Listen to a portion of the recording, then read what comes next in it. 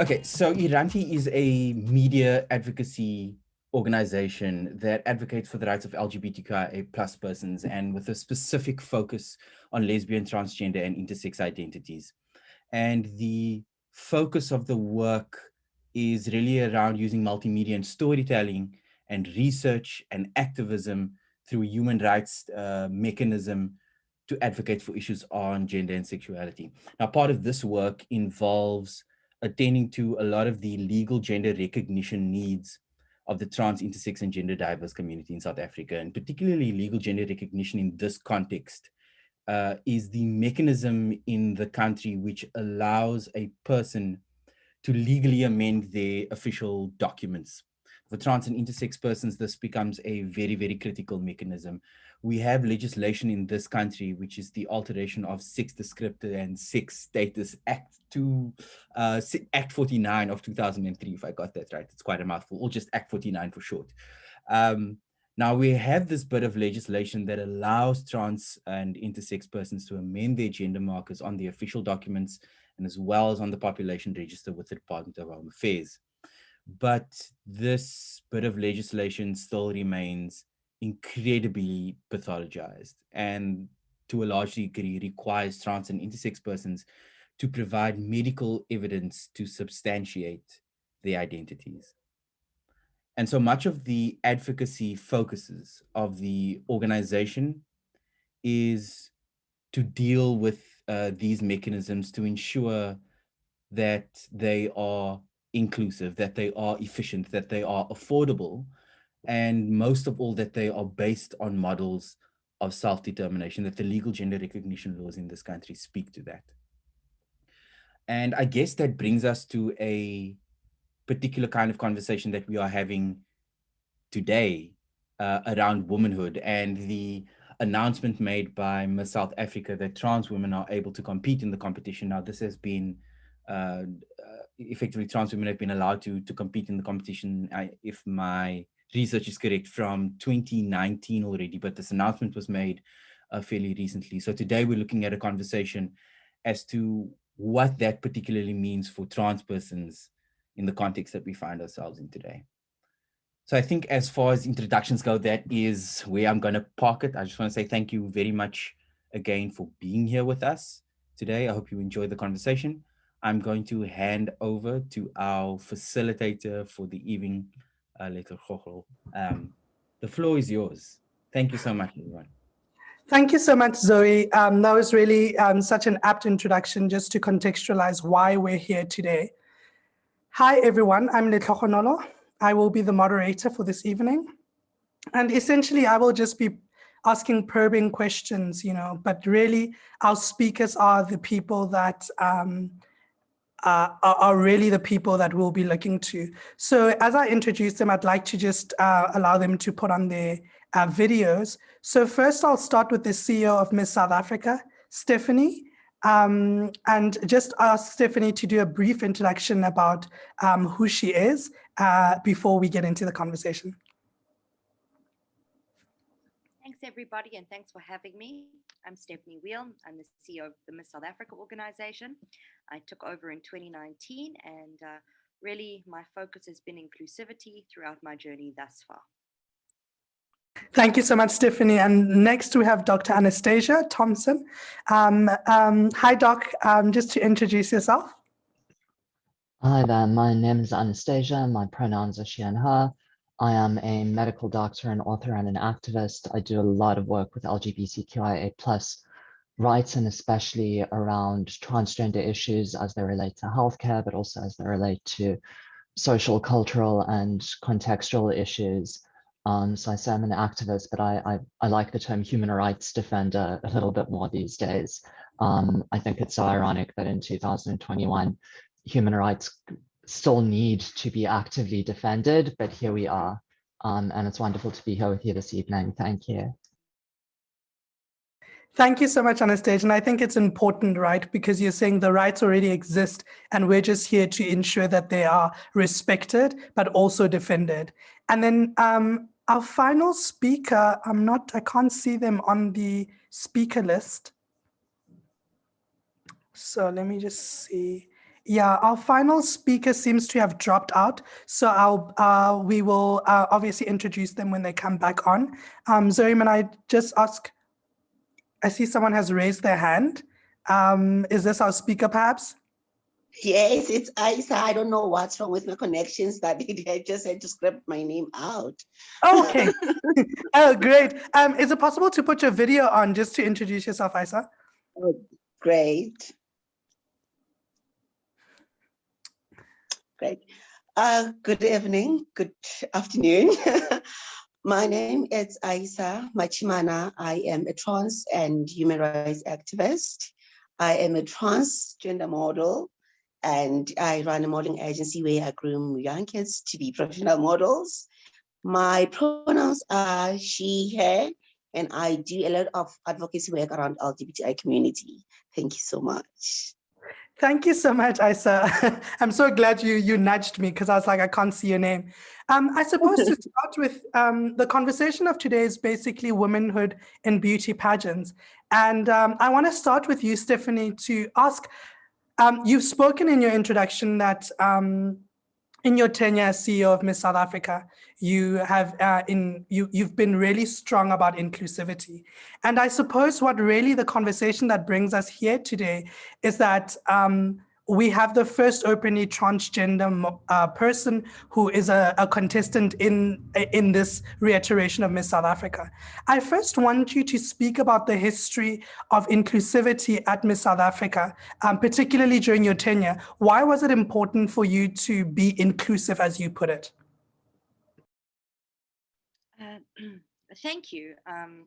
Thank you. And thank you for having me. I really, yeah, so I think when I took over this pageant, you know, obviously a big part of me is all about diversity. I'm a proud lesbian woman. I'm married to a beautiful woman, and for me, obviously, having representation, regardless of sex, was of course important to me. And so it was just a natural fit. You know, we talk about inclusivity and diversity based on numerous different things, whether it be height, weight, color, whatever it is, but we don't really talk about sexuality. And so for me, it was an obvious step to ensure that we keep up as with our generation, that it be what it is. Quite honestly, it was a natural move. It wasn't really much thought put into it. It just should have been like that for me. Thank you so much for that. Anastacia, I want to come to you. Zoe in her introduction spoke about sort of the idea of the Alteration of Sex Description Act. And in the Alteration of Sex Description Act, we know that a lot of human rights defenders have called it very pathologizing and very medical, right? And we've also seen the sort of what we call it requirements in terms of Miss South Africa, is that if someone is to compete internationally once this reiteration is over, they would need to have changed their ID to their gender marker from M to F. And I wanted to know, what are some of your thoughts about the idea of making that requirement? And also just your sort of comments around the sort of pathologizing and medicalizing of gender recognition. Yeah, so I think it's a great question. As it stands, in order to amend your gender marker under Act 49 of 2003, you need to have 2 letters from medical professionals to say that you've undergone either medical or surgical gender reassignment. The Act doesn't specify what kind of procedures or interventions qualify for those, but nonetheless, you do need 2 letters from medical professionals. This places a significant burden on trans people, many of whom aren't necessarily able to access competent, sensitive, and skillful healthcare. We know that these services are limited even in the private sector, let alone in the public sector. And you now have to find not just 1 medical professional, but also 2 medical professionals. And at the very least, that will involve transportation costs, possibly consultation fees if you're accessing services in private. It also requires you to tell your entire life story to people who might be perfect strangers for no reason than other jumping through a bureaucratic hoop in order to get these changes processed. If you are able to do all of that, then you go through a months or sometimes years long waiting process with the Department of Home Affairs, who sometimes questions the validity of the letters and the medical professionals that they come from. So, you know, the reality here is that we don't actually have the right to self-determination of gender markers. And I think this is a huge problem. It goes deeper than that as well, because we're still in a position in South Africa where you have to choose. You can have the middle 4 digits of your ID number be above 5,000 and code for M, or be below 5,000 and code for F. But we don't have options for non-binary identified folks. So you have to, sometimes you have to choose the lesser of two evils, as it were. And I think it's, you know, it adds kind of insult to injury in that, why are we collecting and codifying this information in the first instance? Why are we using these antiquated binaristic categories of male and female when we know that gender identity and indeed sex is far more intricate and far more complicated than that?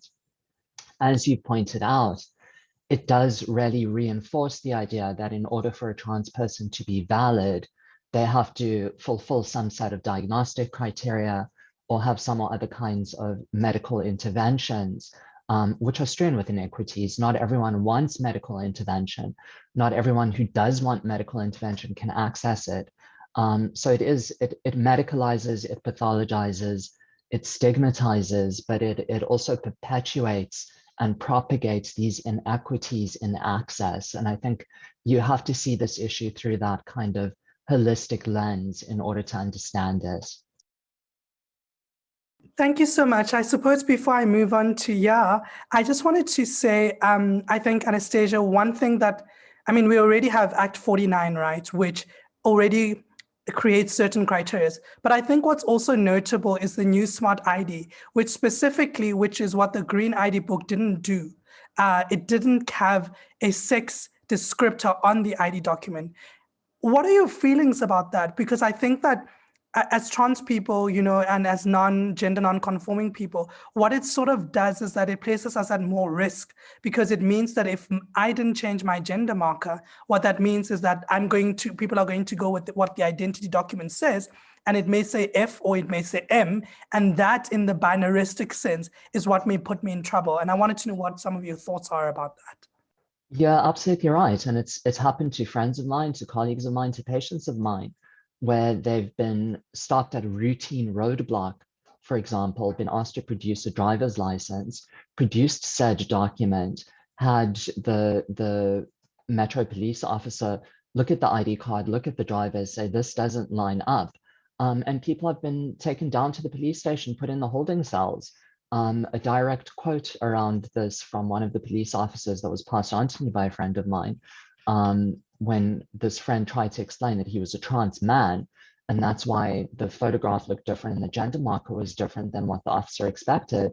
And the officer said, I don't believe in that gay shit, pardon my swearing, but it's a direct quote. And he was taken down to the station, put in the female holding cells. We know that for trans women or assigned male at birth trans people, that means you'll be placed in the male holding cells, and we know what can happen as a result of that. So it's, you know, it's not a theoretical issue. It's directly damaging towards trans people. It's putting their bodies and their integrity in the line of violence, and that's unacceptable. Thank you so much. Yeah, I want to come to you. And in your introduction, you spoke about the idea of, you being someone who takes part in pageants professionally and you run an agency. I want to know specifically, as we know the conversation about like womanhood and beauty pageants, what do you think this new bold step by Miss South Africa does for trans people who want to participate in beauty pageants?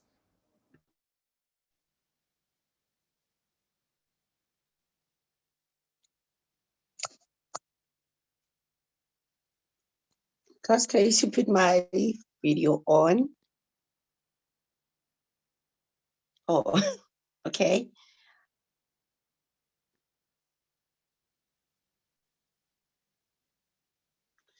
When I first heard the news in 2019, right, I was really excited because I am someone who would always enter for Miss South Africa before it was even put to public that they want transgender people to this. Obviously, they'll be disqualified.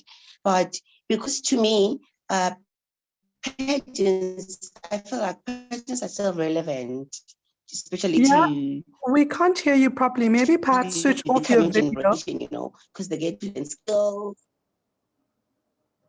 Perhaps switch off your video and then we'll be able Okay. to hear your audio. Yeah, let's try that. Okay. Can they continue? Can you hear me now? Yes, please, perfectly. You may continue. Just start. You said when you first heard the news, you can start from there. Yes. So I was really excited, but when I got to the criteria that they need, you have to have changed the gender marker from M to F. It actually quite matrix with me because I was like, being trans to me, it's about gender identity, right? So now there's some limitations for the pageant should one to enter. What if, like Dr. Anastacia, who doesn't really want to go medically, you know? So there's still a lot of I would say concern into that, for the fact that they should have looked to the fact that being trans is about identity and not everyone would wanna go medically. So you find that as transgender people, we end up doing just community pageants, you know, behind the door pageants, and we don't really get to the platform.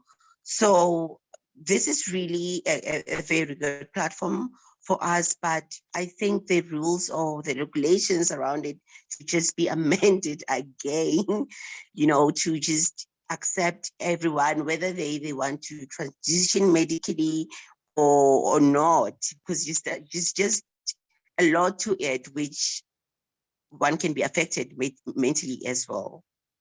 So I'm just shaking. I'm nervous. I'm feeling a bit cold. No, I can hear you perfectly, and I think that you raise an important point. Stephanie, I want to bring you in here. So my understanding of the requirements, right, is as follows. I understand that I don't think Miss South Africa, at least the local South African pageant, and you can correct me if I'm wrong, requires necessarily that you may have transitioned. I think the issue may come in that if you are to win Miss South Africa and you're going to compete in Miss World or Miss Universe, that they may require you to identify as female. So I want you to come in here just to be clear about what exactly are the requirements right now, right? And what the requirements have been in terms of you know, I suppose we have to speak about gender diverse people, but I suppose in this instance that how it benefits trans women who want to enter the pageant. Thanks. Yeah, yeah, you are correct. The requirement for Miss South Africa. So let me just take it a step back. Let me just give you an outline of how it works. Miss South Africa is the pageant that you see, or the platform that uses its voice currently in South Africa with our different queens, and we hold licenses to international competitions, namely Miss Universe, Miss World, and Miss Supranational. So those are licenses that we hold. The regulation states in our rules that there is no transitioning needed. You don't have to have transition from male to female on your ID document, specifically your gender marker. There's no requirement for that. The requirement specifically states, should you win and want to compete internationally, the gender marker would have had to change. So now, you know, it's a really tough one for me to kind of answer here because I'm not an international pageant. I'm Miss South Africa. I stand for what I believe in and what we believe in as a group. And I think what we're trying to do here is really push boundaries and showcase exactly this to the international audience, to the international pageants, and push them and, you know, force their hand to change these kind of things. And that's why these conversations are so important. And this is around many different topics, but we're talking on trans women particularly.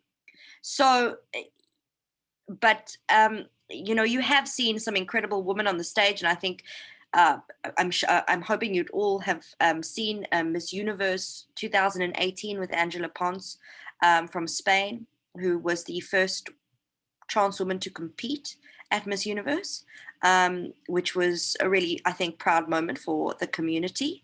And, you know, hopefully we see that coming up many times as we go through and through the different pageants, through the different international pageants. So Stephanie, just again to come to you and just for clarity's sake, so I suppose a gender marker change to compete internationally as a trans person is needed according to those regulations. Correct. It's their regulations and not our regulations, just to understand it. Okay, cool. And then I want to speak about, I mean, I suppose the big elephant in the room, right, which is womanhood in beauty pageants, right? I wonder, I mean, it's absolutely fantastic that we have Letlhogonolo, who is the first openly trans person to compete for Miss Universe, for the Miss South Africa title.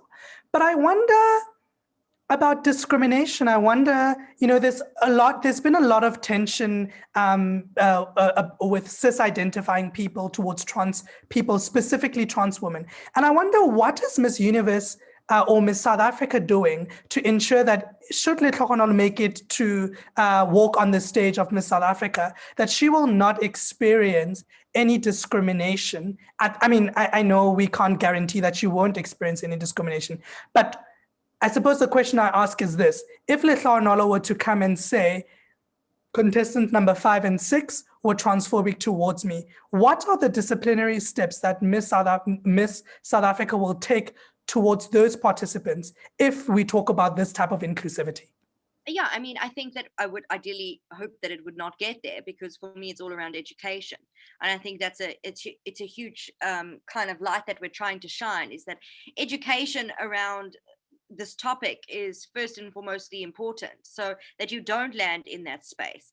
And it goes on both sides of it, because there needs to be education that just because, and I'm not going to make reference to Letlhogonolo specifically, because I think it's a very broad statement. So regardless of whether she were to advance or not, ideally, and what we have got in place is that there will be education, because people need to be educated. Young people of this country, women, men, my team have gone through a massive education prior to even this, to anything. I mean, they went through a huge education. I put all the girls through an education so that they really understand just different pronouns. When you talk about a trans person, the right language to use is very important, right? Understanding pronouns, these kind of things, so that we do quite a bit of education around it. But just going back for a second, is that regardless of the entrant, and I keep saying this, and I really do mean this, is that there's also the other side of the discrimination, where you're putting somebody in a position which may not necessarily be suited for them, where you are competing and you should be compared on equal footing. There should be equal footing in place. And that for me is incredibly important to note, that there's no special treatment across the board. However, should somebody be transphobic or the other way around, whatever it is, of course there'd be disciplinary action, and serious disciplinary action, just the same way as that should it be racial or sexist or in any sort of way. If anything was, seriously said, the person would automatically be disqualified. Thank you for that. Anastacia, I want to bring you in here. I'm thinking about something you spoke about earlier, which is this idea of self-determination, right? And it seems to some degree what Miss South Africa is trying to do is allow people to self-determine, so it doesn't require a person to have changed their gender marker. But I really want to ask you to explain what self-determination is and what it looks like, so that people who may be in the audience who don't know what we say when we talk about self-determination may have an idea when we say we want self-determination in terms of gender identity and gender expression. What exactly do we mean by that? Thanks for the question. Self-determination really just refers to a concept where we say, the identity of any particular individual belongs to that individual and can be defined by that individual, and that they don't need justification or validation for that from any kind of external source. So, just to contrast with the current state of affairs in South Africa, you have to provide proof. If you want to update your gender marker, you need external verifiable proof, a signed letter from a doctor, from another doctor, etc., that you have to submit. And we have to kind of unpack that and say, well, why is this a requirement? And the only conclusion that I can come to of that is that we don't take trans people at their word for what their identity is, which we do with cisgender people. And it's a little bit ludicrous because I love to unpack the intricacies of biological sex, because everyone thinks that biological sex is binary. There are at least five, but let's say there are 5 distinct physical characteristics that determine someone's biological sex. And I'll just run through them quickly. So it's external genitalia. This refers to a penis and a scrotum or to a vulva. It's hormones. These are either estrogen and progesterone or testosterone. It's internal reproductive anatomy. These are organs like a prostate or a uterus. It's gonadal tissue, which can be ovarian or testicular, and it's chromosomes, which is XX or XY, but they come in all kinds of other very interesting assortments. And when a child is born, we look in between the legs at 1 out of 5 of these characteristics. We look at the external genitalia and we say, congratulations, it's a boy, congratulations, it's a girl. It can happen as frequently as potentially 1 in 50, 1 in 50 people in the world who will not have all 5 of those characteristics neatly line up into a single column, which tells us that the whole binary notion of sex is flawed. But depending on what was seen when someone looked in between your legs when you were delivered as an infant, we don't require any more proof than that. If you are cisgender and you identify with the sex that was assigned to you at birth, you don't need to corroborate that. You're taken at your word for it. So there's a double standard because trans people aren't allowed to self-determine their identity. We have to validate it from external sources. And I think this is the problem. And I think that explains, and I hope you'll tell me if I did an adequate job, what the concept of self-determination refers to. I mean, you did more than an adequate job. And I think you even are dispelling, the myth of like, even assigned sex at birth, like has intricacies, right? So often we think about assigned sex as just looking at external genitalia and then making a decision, but it's not as straightforward as that. Yeah, I want to come to you and I want to speak to you. And you spoke earlier about the idea of like transitioning often being like, emotionally taxing, mentally taxing. But I want to ask you this question. What does self-determination to you look like in Limpopo? To me, self-determination means accepting who you are, for the fact that you got to fight the boundaries or the burden and just accept who you are first, because before you could let the second person next to you accept you, I think it's very important. Because number one, we suffer a lot from not being inclusive, right? Or we suffer from visibility and dysphoria. So as trans people, I feel like, okay, I'm sorry, I'm gonna be a bit personal. With homosexual gay people, talking about me, I had gay friends who, when I started transitioning, were thinking, why do you want to be a girl? Why are you trying to make yourself a girl because you are a boy? And at that time, even when I made friends with them, I knew I was a girl. I knew that I identify as trans, right? So you suffer from a lot of mental issues just to belong first to people around you, to the community, to the society. So in Limpopo, it's different. It's based on where you grow up, who you grew up with, which family brought you up, because obviously we come from different backgrounds where we accepted differently. So to me, it wasn't really hard, but it's really hard on the people that are around me, people that are around my space, you know. So it hurts me more where they have, because mostly they come to me for help, right? So I need to be the one, I need to be their pillar, because I'm already there as their eyes, actually. So I'm the one who overlooks things, and I'm the one who try to just take them in and make everybody understand. So self-determination starts with you and starts with accepting who you are first before you can let anybody come into your space. Thank you. Thank I you hope so I much. broke it down. Oh, no, that's perfect.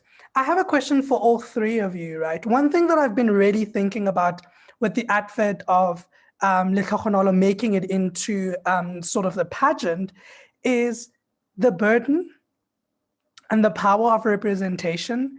I think on the one hand, we celebrate that, you know, Miss South Africa has taken this bold step, and we have the first openly trans dark-skinned Black girl entering the competition, and what a win, right? So on that way, we're like, yes, we're grateful and we're thankful. But something that's really been playing at the back of my mind is just the burden of representation.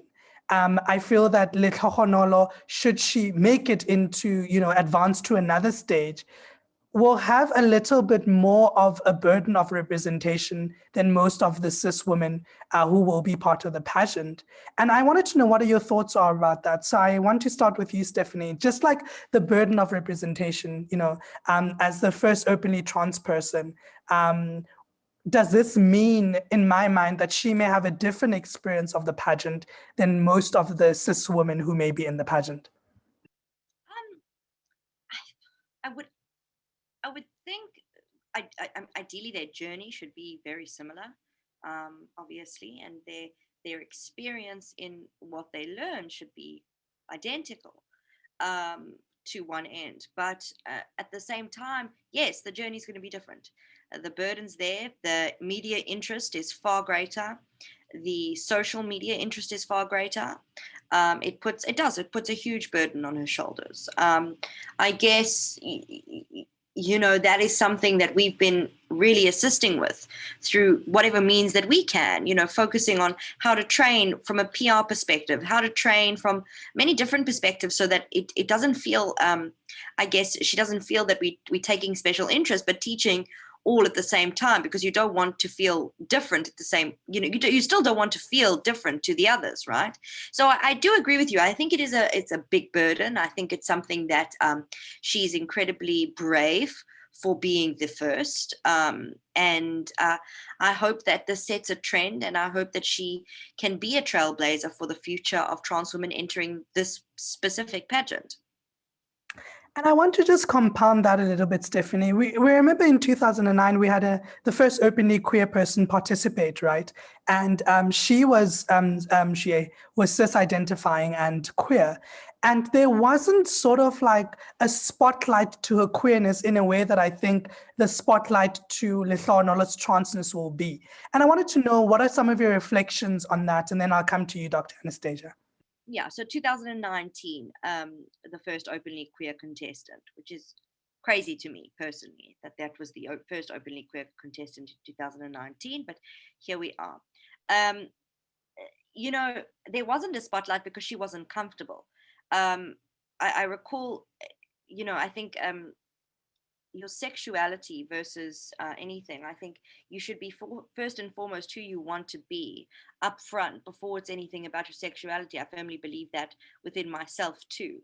And I guess that the difference with Letlhogonolo and Siba was that Letlhogonolo wanted to spread this message. That was her message that she wanted to bring to the table. So it's also about the person's kind of want, you know, are they wanting to share the limelight on their preference or what? Thank you so much. I kind of want to be like a little devil's advocate, but I will move to Dr. Anastacia, and I want to say, like, in certain instances, I think like gender identity and sexual orientation are are two sides of a different coin, right? So like we can potentially hide our sexual orientation, but for someone who identifies as femme and someone who is trans, like it's kind of harder for her to have kept it to herself, you know. But I'll move on to Dr. Anastacia. Dr. Anastacia, I want to talk about again, you know, this sort of burden of representation, right? And think about like how Letlhogonolo, as the first openly trans person, is going to have a little bit of a, I want to say a harder time than most people in a pageant. And I want to know what some of your thoughts are about that. Yeah, you know, I think it speaks to the difficulties that trans people face in navigating everyday situations in the world. Not that competing in a pageant is an everyday situation for most of us, but it, you know, it speaks to the privilege that is enjoyed by cis folk, in that they don't ever have to think about all the layers of complexity and nuance that go into moving through these spaces as a trans person. And certainly there is the risk of backlash from conservative groups, from political parties, from media coverage, from, you know, all kinds of sectors of society around this, perhaps even from other contestants. I hope it doesn't come to that, of course. And then there's also the burden and responsibility of representation that you've touched on. You know, and I think this is one of the tragedies, is that as trans people, we don't always get to just enjoy the right to living our lives quietly. The fact that we're trans gets brought into everything, either with our consent or without it. Sometimes it happens to such an extent without your consent that eventually you just give up and say, all right, fine, I'll be an activist about it. That happened to many of us, you know, and there isn't really a lot of agency in that. But, you know, again, what we have to realize is that the human rights movement is still very much in its infancy. And, you know, we spoke a little bit ago about how there was a queer contestant 2 years back in the competition and how that wasn't a big deal. We have to realize that trans rights are not in the same place as where lesbian and gay and bi rights are. You know, we always lump everything together as LGBTQIA+, and we say we've got marriage equality, which we don't have true marriage equality yet. We're working on it, but we say we have marriage equality. So the human rights struggle is over, queer folk are okay. Marriage equality does nothing for trans people, especially fake marriage equality. So we have to realize that these are different groups with nuanced circumstances and nuanced challenges that require different solutions. And I think because we aren't where we need to be with trans rights, because we are still a decade or 2 decades behind where we are with queer rights as a whole, or with gay rights, we have to realize the burden that that puts on people, and how, you know, the spotlight is going to be cast on you, and you have to try and be cognizant of the responsibility that comes with that, because you represent not just yourself, but people with very different life experiences than your own. And I think it does push people into the space of, you know, you become an activist and a representative, even if you didn't choose that. And it is a burden to carry on one's shoulders. I think what we have to really consider is just, how do we make support and resources available to people who are in these positions, is the first thing.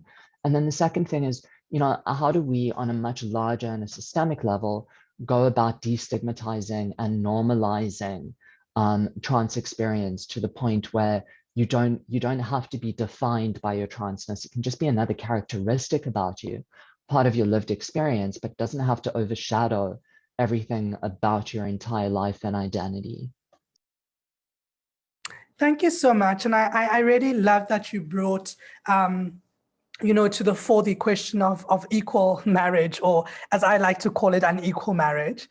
And I mean, I want to share the case of KOS versus the Minister of Home Affairs, really underscore what some of the difficulties you're saying, right? So here in KSO, we had essentially 2 couples who were in cis-identifying relationships in the beginning, and through the sustenance of the marriage, 2 of the people in the couples decided to transition, and they needed to change their birth and registration. You know, as we've spoken, you have to change your gender marker if you transition. Now, the difficulty that they had was Home Affairs didn't want to register them. So they took Home Affairs to court and said, Home Affairs, please help us register. And Home Affairs' defense was simply this, was like, well, you're married in terms of the Marriage Act. And the Marriage Act says one woman and one man. And now you're going to transition, which effectively is going to be that you're going to be in a same-sex relationship.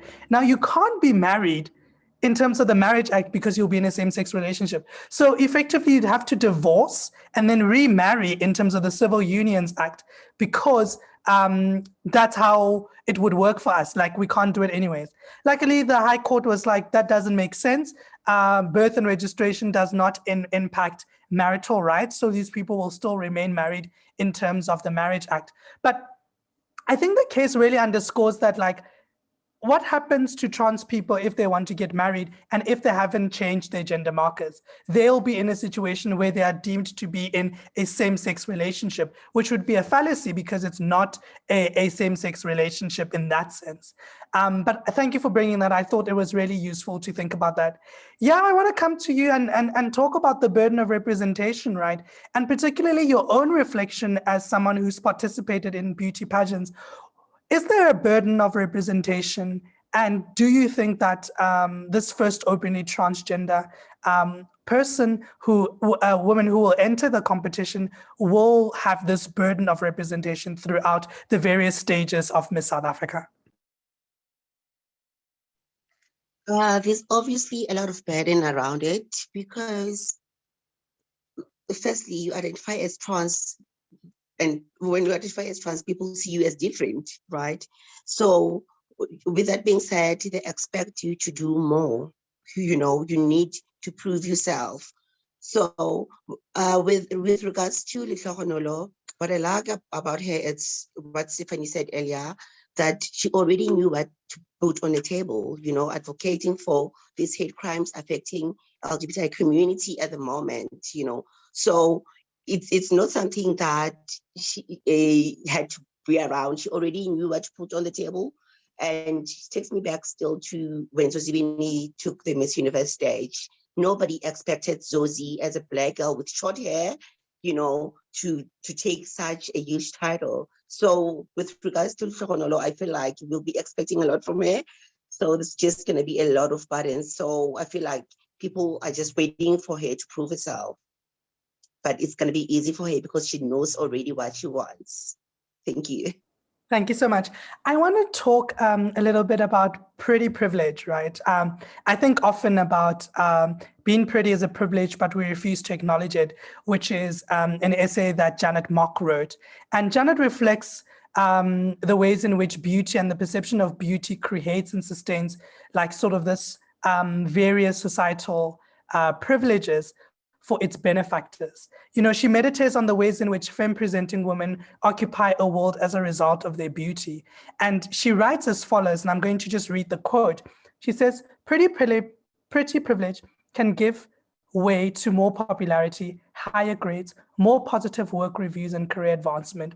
Pretty people consider people who considered pretty are more likely to be hired, have higher salaries, and less likely to be found guilty or sentenced less harshly. Pretty people are perceived as smarter, healthier, and more competent, and people treat pretty people better. Pretty privilege is also conditional and is not often extended to women who are trans, Black, brown, disabled, other, or fat. And I want to talk about sort of two reflections thinking about pretty privilege, right? What Janet Mock says, right? It's pretty privilege is often conditional and it is often extended to people, not extended to people who are trans, Black, brown, disabled, or fat. And so I want to talk about, you know, this is a beauty pageant, right? Ultimately, it's about beauty.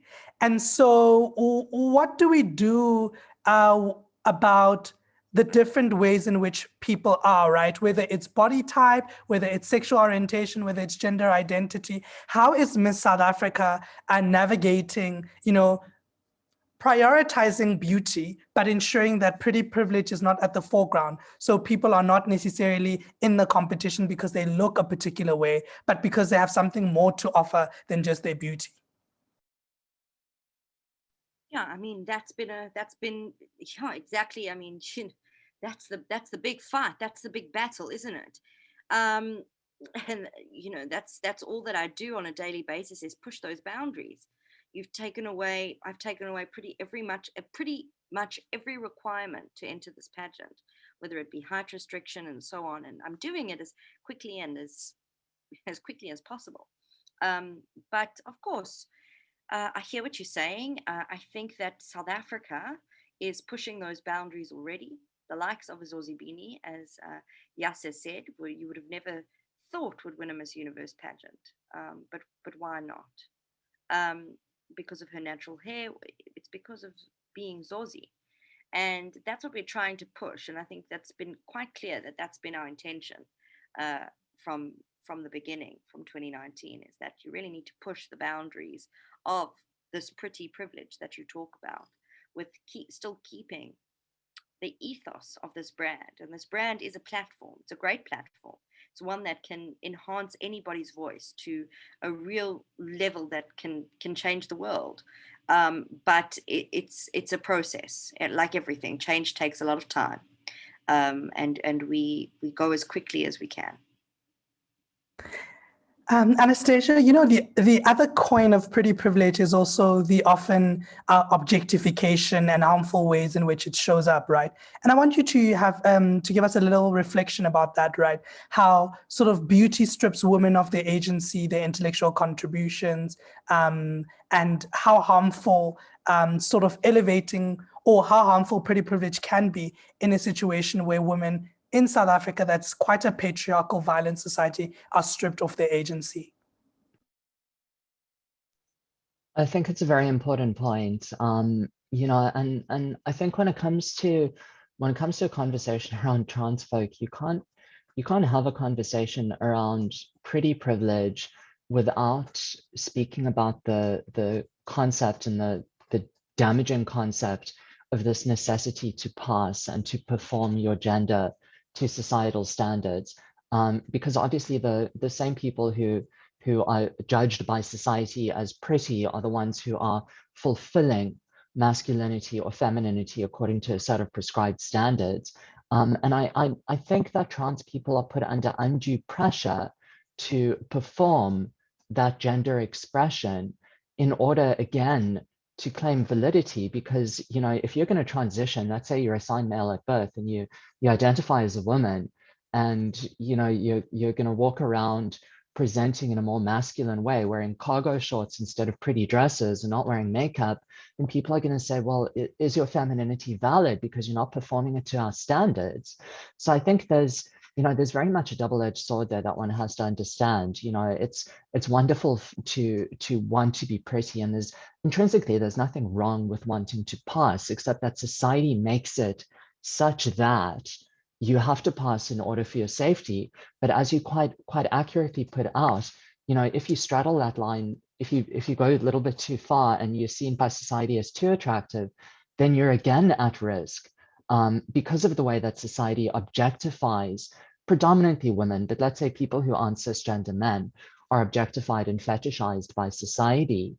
So it's almost a damned if you do, damned if you don't scenario, where you're either at risk because you're not pretty enough, or you're at risk because you're too pretty, or you're not fulfilling the standards, or you're adhering so much to the standards that you lose your own identity. And you know, I think there's a lot to unpack there. I mean, I think we could have an entire other webinar and talk about all of this.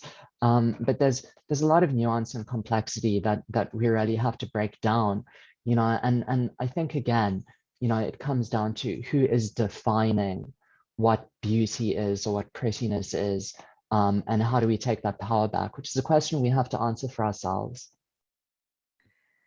I'm so glad you spoke about that, because I think that, you know, trans activist Angela Ross often speaks about it as cis assumed, right? And she says, you know, passing makes it seem as if we're putting I'm not passing as a trans person. The world is assuming that I'm cis because I look a particular way, but we can't for a moment think that that doesn't have certain privileges and it doesn't enter into certain situations. But I want to speak to you, Stephanie, and I suppose ask this little hard question, right? Let's assume for a moment a Letlhogonolo as I look today, decides to enter Miss South Africa, and I'm not cis assumed or cis passing, what are the chances that I would advance in the competition? Does the sort of societal constructs of womanhood and femininity like impede a person who presents like me from entering the competition? It's a you're talking about a really broad topic that you're dealing with so many just general societal issues. The fact that we have kind of beauty standards in place is due to so many things that are out of our control, the media, big businesses, or different kinds of things. So and that's why there is such an independency with this process, and why there are independent judges sitting on a panel, because everybody finds a different feeling, or everybody has a different thought about somebody entering. So it's hard for me to tell you that, because it's very much based on the whole and not the parts. That's how it's done. It's based on the whole. So it's a combination thing. But there's no, if I can put it to you this way, there's no specific points for being pretty versus how well you can speak. It's you're kind of, depending what you're really good at, it's a really tough one, because you're delving into a lot of kind of real in-depth information about how a person sees somebody and what they're judging based on. And even the term judging is in itself wrong. You're talking about selection. We like to talk about a selection committee and these kind of really nuanced things as we're talking about. I mean, there's a lot to that, so one would hope so. Yes, one would hope the answer is yes. And I suppose another question is, right now, as we stand, the competition is open to people who identify as women. So be it a cis woman or a trans woman, and people who are sort of non-binary and identify as femme, would they be able to enter the competition? Yes, they would. Okay, that's wonderful. And Stephanie, the other question that I have is, what is next? What are the next stages? So now that we're here, what's the stages until I suppose the final pageant happens? So we go through numerous different judging processes until we confirm a top 10. Once the top 10 is announced, we then go through training and more training with these top 10, and then you eventually land on a finale event where the winner's chosen. Pretty much. Okay, that's absolutely wonderful. I'm going to open up a little bit to see if there's anyone who has questions. Anyone who has questions, please raise your hand or type in the chat box before I ask my final question, and then we can all continue to enjoy our Thursday evening. So if you have any questions, please raise your hand or please ask it in the chat box.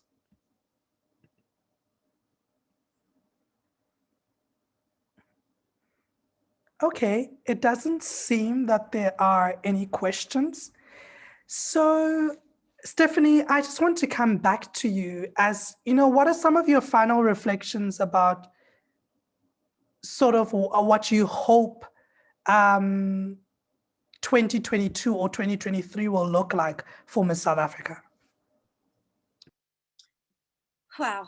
I think the biggest reflection that I know this, things are not simple and they're not as they seem, really.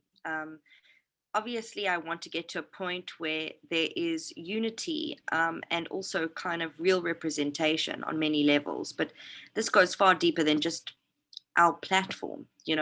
Talk about inclusion in many different spaces. I think that's where it's got to start. Just general, the fact that the whole idea of a trans woman being able to enter Miss South Africa this year has been so illuminated on, and I truly believe it's because of the amount of hate that's been currently flooded through the through the world, which is quite terrible. And I think that until we get to some sort of point where everybody feels equal, which does not seem very close, I'm not sure what the next steps are, but maybe I'm being a little bit in my head there. Maybe I should think more realistically. I think realistically, what would be wonderful is for definitely to see a trans woman ideally have the crown on her head. Surely that would be a huge statement for the country, for the world, and for the LGBTQIA plus community as a whole. So yes, if that's the case, that would be what I would think would be the ultimate. I want to put myself out there and I say we hope that it's not 2022 or 2023, but it's actually 2021, right? I see Lovemore. Lovemore has a question. Yes, Lovemore? Hi, everyone. I'm so sorry. Am I audible, facilitator? No, your network is really shaky. So is it possible to type the question, then I can read it out? Okay, I'll definitely do that. Thank you. Stephanie, I want to, Anastacia, sorry. I want to come to you as sort of the final reflections, and I'm thinking really about self-determination and about Act 49, right? Like, what do you hope for the future of Act 49? I think it needs to be burnt to the ground and rewritten in its entirety. I'd love to see there be no requirements for any medicalization or pathologization or any doctor's reports of any kind. I think you should have the right to amend your gender marker at your own discretion. I think it's fair to put a time restriction on that so that people don't go back and forth, because that's the fear. No one's going to do it. If you've transitioned, you know how difficult this process is, and you're not doing it to evade the tax man or to, it's an exceptionally poor way to commit fraud is by transitioning, let me tell you. It costs too much, it takes too long, there's too much trauma and transphobia involved. But the cis folk are afraid of us. So, I would like people to be able to self-determine. I would also like to be able to opt out of a gender marker. In fact, I say abolish the gender marker in its entirety. Why are we collecting information that's actually meaningless? I think it would be a great way to set the movement forward and to start to destigmatize and depathologize things. If we just said we don't need to collect this information because it really isn't of any statistical value, and we did away with it altogether and we just randomized ID numbers.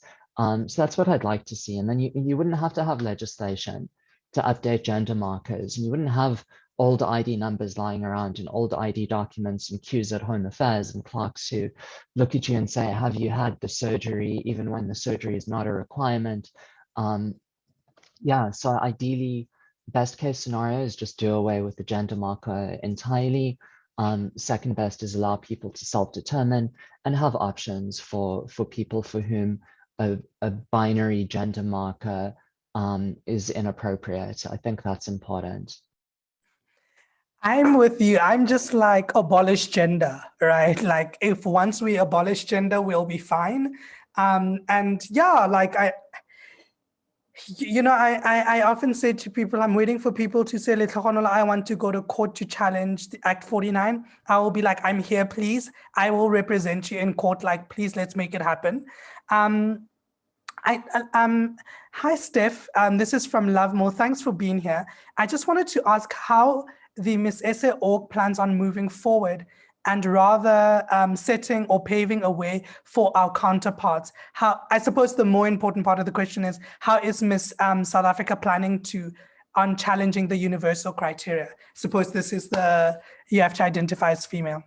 Yeah, so we have approached both international competitions, trying to understand their rules and what their jurisdiction is. So we keep pushing that and hoping that we get some sort of way forward with that. However, I do believe that we've already started to trend set or pave the way.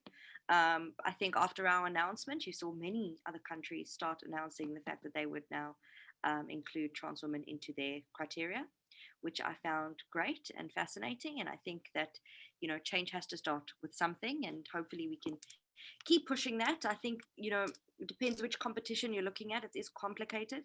Miss Universe is definitely a little bit more easily swayed from a perspective of moving forward. I think everybody did see that in 2018. I think Miss World's a little bit more behind, and Miss Supranational hasn't given it much thought. So you're dealing with three very different entities. So it's quite a process to really try and transform that. There's no overarching pageantry body that one can go to. So these are all private companies that run private businesses that are, do their thing. So it's a complicated matter. You're not dealing with a governmental organization that you can lobby. Thank you so much for that, right? I'm often thinking here and thinking, wow, man, it's great that we're in 2021 and trans women are able to enter Miss SA, but it's unfortunate that we've had to come to where we had to make announcements that trans people could enter Miss SA, right? So we still have a long way to go. And I suppose one thing that you've said is that hopefully in the future, this won't be a sticking popularized point. It will just be a norm. Anyone can enter Miss South Africa, and we move from there, right? Yaya has unfortunately got connectivity issues, so she has left us. But I want to say thank you to you, Stephanie, and to you, Anastacia, for what has really been a really wonderful and important conversation. Thank you both for your reflections on this. And Stephanie, I wish you well as the Miss SA begins to wrap up. And also I can understand how difficult it must be, particularly in the context of COVID. I hope that everything will go wonderfully. And hopefully, Letlhogonolo will show us, and she will be crowned queen, so we can enjoy ourselves. And Anastacia, thank you also so much for your work and also your knowledge today. I thought it was really useful to sort of debunk a lot of myths about understanding sex and also understanding gender, but also for being a human rights defender. I think that we need more people like you to fight for us. So thank you so much. And I really hope you can take care of yourself. I know that this work can be absolutely taxing. I hope that you prioritize rest as sort of a radical activism, and you take the words of Audre Lorde quite seriously. Caring for yourself is not self-indulgent, right? It's preservation. So thank you both, Anastacia and Stephanie, for what has been a wonderful conversation. And more importantly, thank you to Iranti for allowing us this platform to think more broadly about womanhood and in pageantry, in beauty pageantry. We really appreciate it.